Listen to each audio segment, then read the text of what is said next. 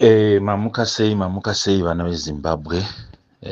Zuva ranhasi musi weMonday, zuva riri kufanira kutanga konferensi yeZANU-PF kwaMutare. Ndichiti mangwanani kune vari muZimbabwe, vari kunze kweZimbabwe, vamwe vakabuda munyika kuna 1980, nokuti muZimbabwe vanhu havana kumbobvira vakagadzikana nerunyararo munyika from 1966 pakatanga kurira pfuti dzehondo paChinhoyi.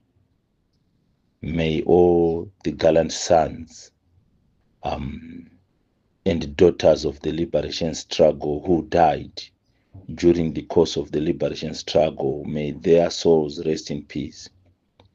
We think about them because we had relatives, taive nehama dzataive nadzo dzatakarasikirwa nadzo,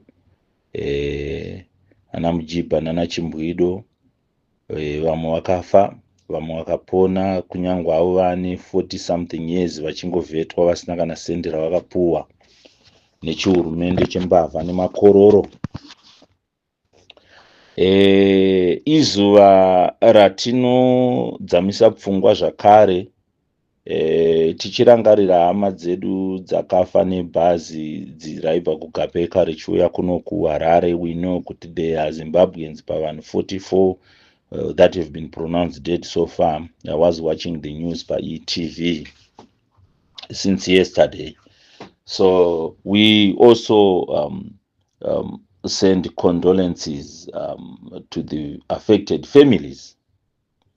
Asi tisingarege kutaura kuti zvimwe zvezvikonzero zvinoita kuti vana veZimbabwe vazoparara munyika dzakatikomberedza zvichizokosta family dzavo kuunza mabodies for repatriation and stuff like that, zvinhu zviri kukonzerwa nevanhu vari kutungamira nyika yeZimbabwe right now.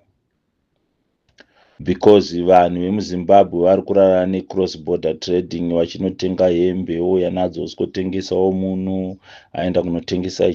We are a struggling people. Vamwe ndevakafa. Trust me, when this regime is gone, tichanzwa zvakawanda pamusoro pehama dzakafa dzichiyambuka Limpopo dzichidyiwa nemakarwe, vamwe vachidyiwa neshumba vachitiza munyika muno nokuda kwezvinhu zvakadaro. So izuva ratinove nekurangarirawo zvakare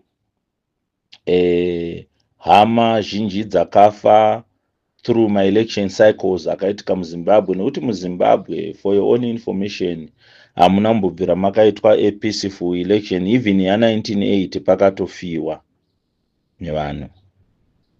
So we have never had a peaceful election in Zimbabwe since time immemorial.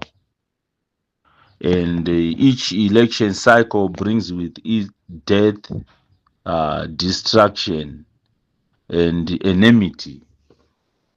Saka muchiona kuti right now tichazonyatsokunzwa nyaya dzema long nema short sleeves. It is my wish that the new system of governance, which we hope will be ushered in after the 17th of October 2025, will also have a look at having a Truth and Reconciliation Commission, which is molded in the same mold, say South Africa, year 1996 year, a post-apartheid, whereby people would come forward vachipa evidence yezvavaiita kana zvavaiitiswa nevatongi kana kuti vatungamiri during their era, and they are forgiven. Those people, they are pardoned because vauya forward vakapa vanhu umboo hwekuti itai dzamara, zvakaitika kwaari ndezvakati ndezvakati ndezvakati, takazodai tikadai, mapfupa ake ari papa, vana vake nehama dzake votora mapfupa voviga. We would need to know kuti what happened kuna Rashiwe Guzha. We would need to know even what happened kuna Comrade Tongo. Was it really an accident kana kuti chii? We know kuti Amai Upa Muchunguri knows about that. So hopefully one day vachakwanisa kusiya, because all these things they need closure. All would need to know kuti okay, mugukura hundi Zimbabwe yakamboruza vanhu vangani. We need closure on that.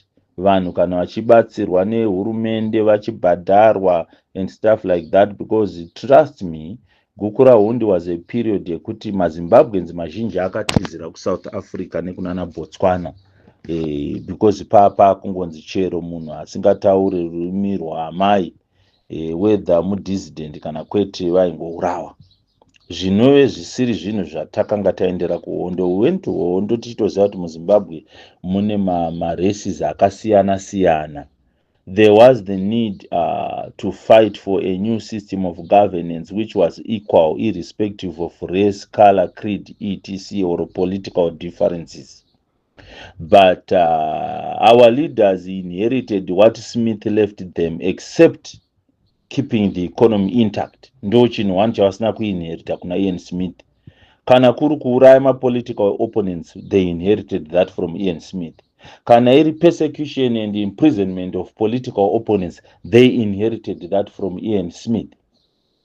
Kana iri denial of rights, even the right to vote, because vote kana ichinge yavhotwa inofana kutaura that we have been voting silent votes in Zimbabwe, they inherited that from Ian Smith. The only thing they failed to inherit was keeping the economy intact, because Smith had built an economy that became the second biggest economy in Africa under sanctions from the United Nations and fighting 2 wars against ZANU and ZIPRA, fighting 2 liberation movements against ZANU and ZIPRA. He still managed to do that, but they couldn't do it. They no longer had the United Nations embargo. They no longer had wars to fight, but they couldn't build an economy or maintain it as the second biggest economy. Rather, they reduced it to laughing stock. Smith never mined lithium. Smith never mined diamonds.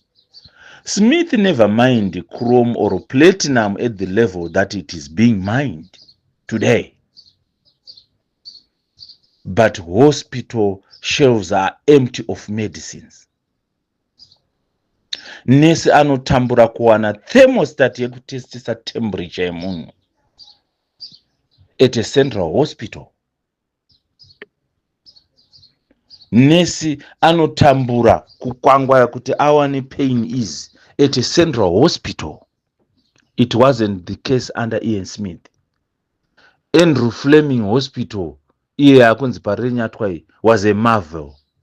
It was a state-of-the-art hospital back then. Harare Hospital yakuchinjwa kuti Sally Mugabe. It was a state-of-the-art hospital. But now, where is it? Icho kukuchinja mazita here tinogona. Takadii kusiya Andrew Fleming ichingonzi Andrew Fleming Hospital, tobva tadzendemura redu zichipatara toti parenyatwa. Why didn't we build a new institution, a new hospital to it Sally Mugabe? We couldn't even build new highways. We changed those that had been built by the Smith regime. Robert Mugabe, Idi Mnangagwa, Chakadano, Julius Nyerere. Why couldn't we build new roads, a new highway linking Harare and Victoria Falls? Ichiti bane muwangu mungano vachiona mukadzi muZimbabwe vachifara vachiita sei kuine tuma resorts tunoitwa kwakaiswa imomo vachimbozorora vachiita sei vachifamba kuenda kuVictoria Falls straight. 45 years down the line, we still going via Bulawayo. Zvakangooma hazvo zvenyika yedu. Kugrebha ndo kwatinokwanisa. Tagrebha icho chakunzi chakadano ngachitipe zita rekuti Mnangagwa Trabablas. What's that? What's Trabablas of all the things, guys? A whole cabinet. No wonder, I'm not surprised because they can sit down vaitaura toda kuti Trabablas vaitadza kuita give a Shona name or an English Ndebele name, a Venda name. They couldn't do that. I'm not surprised because if a whole cabinet could sit and made to the nation to believe that diesel can be obtained from a rock from a mountain, diesel pachinoi, A whole cabinet. Varume vakuru mascientists vachibvisiswa bhutsu tsoka kugara umu kuti dhizi raitika pachinoi. Well, if they believe that, then obviously we can't expect much from them. You can't expect much from people vanoita propaganda yekuti mazai ezviuta azodai zvotanga kumaketwa patv paradio, zviuta tengai zviuta zvazodano, zviuta zvazodano, because things are bad. Votsvaga madiversions. Hey, jatrofa pano, jatrofa razodai, ana juru vachidai, jatrofa pano rakazodano rimai jatrofa. All money is being stolen. Mapotatoes masaga zvazodano pano. This is the type of leadership that has been running Zimbabwe, which we have to do away with on the 17th of October. The pain, guys, you have endured by being unemployed, kusvika 40 years usina kumboita formal employment, uchingoita hustling kungwavha, must come out on the 17th of October.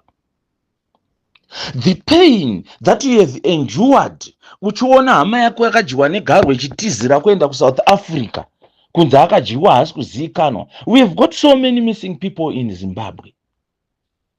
Vakatiza nyika. That pain must come out on the 17th to say this is enough. The pain of enduring chivhaya chifemera padenga uchimuzwa achitaura kuti iyo ye12 million iyo ndo yangu yandinayo, but ndiri kuda jetiro re30 million. Iro pasina kana business one raunoziva riri kuitwa nachivhaya. That pain of enduring him bragging about getting tenderpreneurs must come out on the 17th. Show your aggression against that. The pain of having endured 4 years of university education and you end up being a street vendor of airtime must come out on the 17th of October. That pain of being a uniformed soldier, guarding Zimbabwe from external and internal conflicts and internal challenges, internal enemies and external enemies. In any case, these internal enemies are the Chivayos and the Tagwires, who are Ganandas. Mwana wako achishaya school fees, uchoda kumboikavhira nekuenda kwaMozi, tosangana nemika genga. Mumastreets mutosangana nemumaganazi, musiri mumauniform, hanti makaramuzwa kudzipfeka because dzakunyadzisa hadzichaita. Nyika dzese dzimwe musoja anopfeka uniform. Zimbabwe chete ndio yakabhanirwa uniform because hadzichaita kuti musoja aonekwe akapfeka bhutsi yakabvaruka kudaro kana yakadaro, zvinonyadzisa. Zvanzi muchapfeka mauniform, musapfeke mauniform. But tati kutosangana nemi kuMozi kamuchitamba kuti pamwe ungakavhe chimwe chipandi chaunenge uinacho, mesi dzacho hadzisi kujoinika kana peino yakapera wazi. Peinotiza mumaoko kunge kasongo, but kana ichiuya inouya kunge rwaivhi. It comes ichiita kunyangira like a chameleon slowly. But once yasvika speed yainorova inodarika kasongo pei yemusoja kana yanesi kana yemupurisa. And you are guarding the people who are going to brag about buying new 30 million jets and stuff like that. The Scott Sakupanyas. Those are the people you are guarding, you are protecting. When you can see that your kith and kin are wallowing in abject poverty. And vamwe venyu munopedzisira maitwa lured with the crumbs falling from the table of opulence of ZANU-PF planned and destruction. Watengerwa kamotikari wapuwa. You remember paya pakamboitwa pakada kuitwa demo raComrade Geza paya remusi wa31 March that ended up being a stay away, which was anyway successful according to us. Makapuwa tuma $50, masoja nemapurisa tuma $50, enticing you with $50. Guys, are you selling the soul of Zimbabwe for $50? What will be the comrades, the gallant sons and daughters who perished in the liberation struggle say to you? Those that perished Panyadzonya, Chimoyo, Tembwe, Chifombo, all those people that died, what would they say to you? Accepting 50 bucks to say hakuna mzimba ari kupinda pa street, when you are seeing abject poverty across the country. Vanhu vanovaka kabridge kamuswaswaira, a whole president travels ku Mount Darwin kuno opena kamuswaswaira kebridge kekuti motika dzinomirana kupesana, pane pakarohwa mamillions ipapo pakavakwa bridge retuma 1000, and you protect those people. You protect the people that are making the most energetic generation of Zimbabwe flee the country like it is in a war situation. Kupemberera kuti mwana aona visa rekunokwesha chembere musana, akaita degree re-economics re-accounts, but asendeka uko akataura kuti beta ndinokwesha michana yechembere dziri ku-UK kana ku-New Zealand ndikwane kurarama. And you protect those people. Alright, chiva protector yenyu, chiregai kutinetsa, regai tichipinda hedu pama streets tiite zvinhu zvedu isusu as Zimbabweans. Chiregai kuita chiro. Don't shoot us, because we are doing this even for you. Bvunza vamwe wako akabuda basa izvozvi kuti pensions akawana imari, masoja kana mapurisa, iwe are still in active service, but uchabuda one day. But kana wabuda, what are you gonna come out with? Mupurisa musoja ku South Africa achipedza basa anenge aine a government guaranteed loan yekutenga imba, yekutenga motikari, iwe uri kubuda nebhasikoro, and you say these guys are okay. Come on guys, you had a sweet taste of the fact that Zimbabwe can be a very nice country to live in between 2009 and 2013 per GNU. You saw my signs that Zimbabwe's economy doesn't need ages to recover. And in any case, it's true. It doesn't need decades or ages to recover. It needs the right people in leadership. 2009, 2013, vazhinji ndio pamakatenga dzimba, mukatenga kuti motikari yezvo twazosakara hato because nguva inoita se inofamba. That was a sign yekuti Zimbabwe. Iwe ukaona nyika yekuti Smith akaita the second biggest economy in Africa ari under sanctions from United Nations, achirwa zvibhakera nezanu nezapu, but by 1980 the second biggest economy in Africa is Zimbabwe. Nyika yoyo is capable of doing wonders.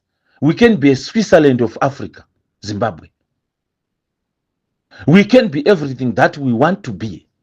But the leaders are looking at their pockets, fetickets, they are building legacies for their children. Timu riari harisiri maZimbabweans riri kutungamira nyika izvozvo. Hana munangagwa wasiri maZimbabweans. KuZimbabwe kubasa baba. Ende ziyai kuti kana kambani ikabhuruka munhu anongoenda kumusha kwake. Vane misha yavo kunze. Vese vaya. That's why uchiona kuti even ana Muzembi, ana Joao, ana Jonathan Moyo, they spent years living luxuriously out of Zimbabwe because they were plundering resources and externalizing them, which is the same thing ana Chivhayo ari kuita. Trust me, chichingochaya chete ana Chivhayo vanovera vakatiza munyika because mari dzavo dzese dziri kunze. Saka kuZimbabwe kubasa kwekumora gold and everything zvichienda vachibuilda malegacies evana vavo evazukuru vavo out of Zimbabwe. Anashoni munhu angagoisa vasiri maZimbabweans. Chichingochaya chete vanonogara the whole of their lives out of Zimbabwe freely, vachidya nekuguta. Hanti makaona maparadzerwa adzaitwa paGreece apa nana Pokelo mari paItaly dzema birthday.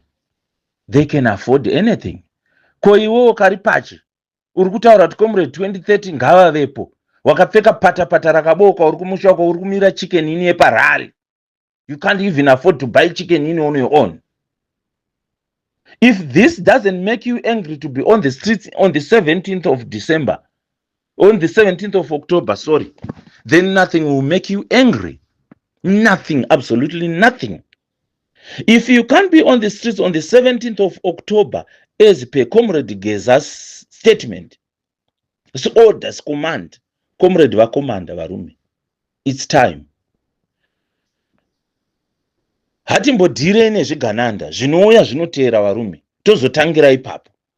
Yes, we know that we were disappointed in 2017. Mnangagwa had the best opportunity to bring Zimbabwe back to its people, but he has been the worst thing ever to happen in Zimbabwe. His leadership's legacy, wow, it absolute corruption. Corruption that is instilled in the DNA of everything.